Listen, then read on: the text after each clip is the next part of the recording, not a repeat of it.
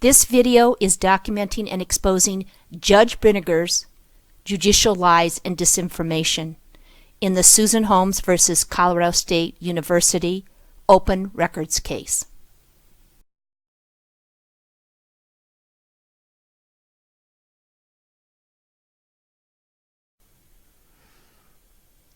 Here is the court ruling that was issued by Judge Brinegar, Fort Collins District Court Judge Brinegar, in the open records case of Susan Holmes versus Colorado State University. The date filed July 26, 2019. This is the timestamp on the copy that I had scanned. I'm going to scroll down and I'm going to show you more lies of Judge Brinegar. Order and judgment. I'm scrolling down to facts. Everything that you see highlighted here is a lie. So, inside of 2 paragraphs, the first sentence under facts, there's 3 statements that are lies. And then when you go to the second paragraph, there's a very long sentence here that's a lie. This is within the first 2 paragraphs under facts. All of the text highlighted is a lie. And I'm going to prove it. She states that on July 17th, plaintiff's son, Jeremy Holmes, died. It wasn't July 17th. It was July 1st, 2017. She also states that after an emergency call placed to Colorado State University PD by his mother, she states there was an emergency call by his mother to CSUPD. There was no emergency call. I testified to that in the case, that I made a non-emergency call and asked the police to take a message to my older son because I couldn't get through to him on the cell phone. It was a non-emergency number. It was a non-emergency call. That was intentional. And I testified to that. Yet Judge Brinegar still stated it was an emergency call. Then she goes on to say that they made the emergency call to CSUPD. Right here. That's another lie, another false statement by Judge Brinegar. It looks like Judge Brinegar just arbitrarily pulls out numbers, and out of who knows where she gets these numbers from. Probably the same place where she's decided it was an emergency call and it was to CSUPD. I have no idea where she got this information from because I never testified to this. So let me show you the evidence to disprove 1, 2, 3 lies in the first sentence.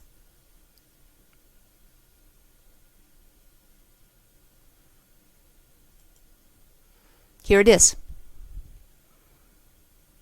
These are my phone records, Susan Holmes. These are my phone records from July 1st, 2017. The day that Jeremy was violently killed by CSU officer Phil Morris. Here is the non-emergency number for Fort Collins City Police Dispatch. Non-emergency number.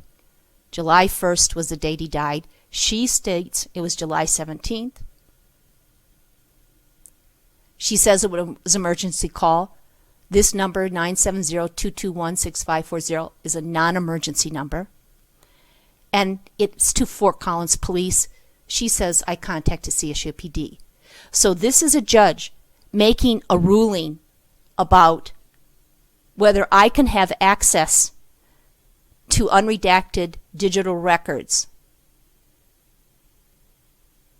And yet all she does is produce lies in the first sentence under facts. Okay, now I'm going to show you a little bit more evidence here.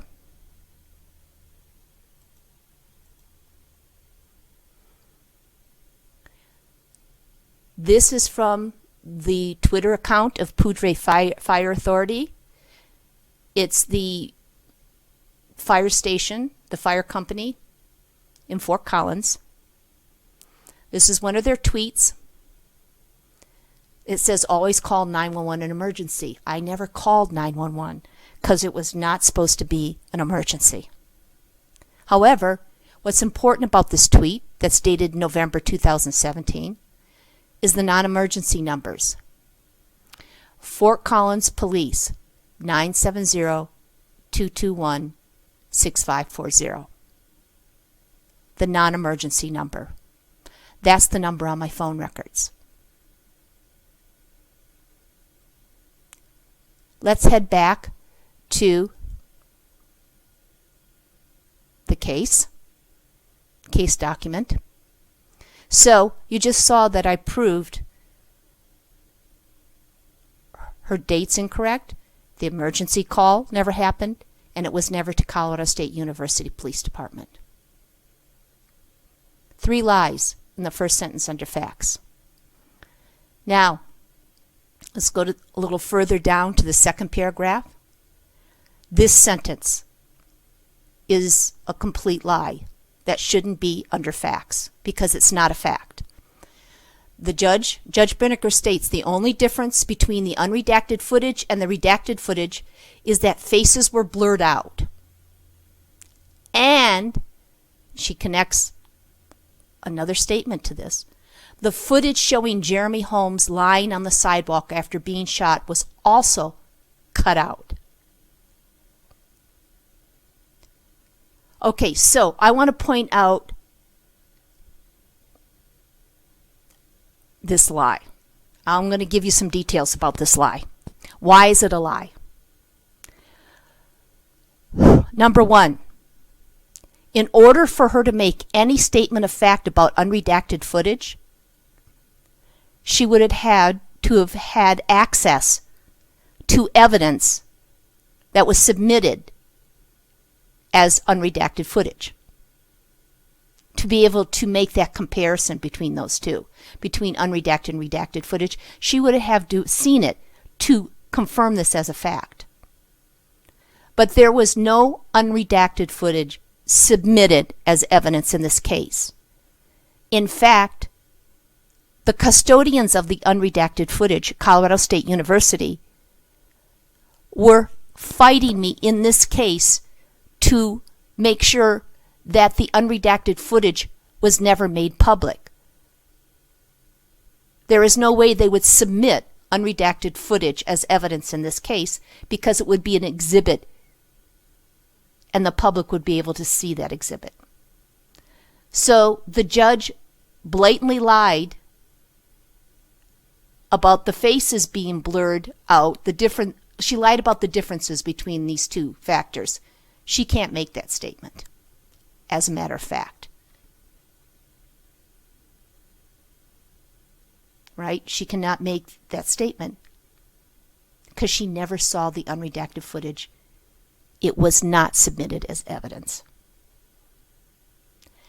However, there's more to this sentence. She talks about redacted footage is where faces are blurred out. And then all of a sudden this disjointed statement is added on. The footage showing Jeremy Holmes lying on the sidewalk after being shot was also cut out. That absolutely doesn't make any sense. Because she's stating that cutting out an image or footage from a video, from evidence, is redaction. She's trying to make you think that cutting something out is the same as redaction, as faces being blurred. But that's not true. When something is cut out of a video, That is not redaction. That's tampering with evidence. So in this second portion of this long statement, that's a lie, comparing unredacted footage to redacted footage. She can't make that statement, so it's a lie. Then there's this statement that Jeremy Holmes' body on the sidewalk after being shot was cut out.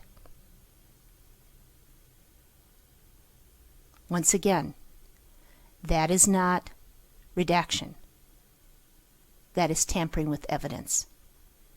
No part of a body camera footage, no part of a video that's evidence should have any pieces cut out.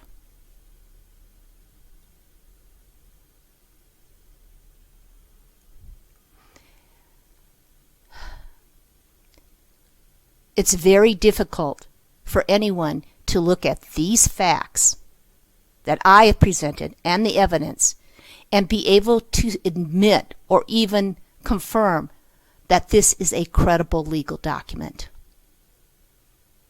It's filled with lies.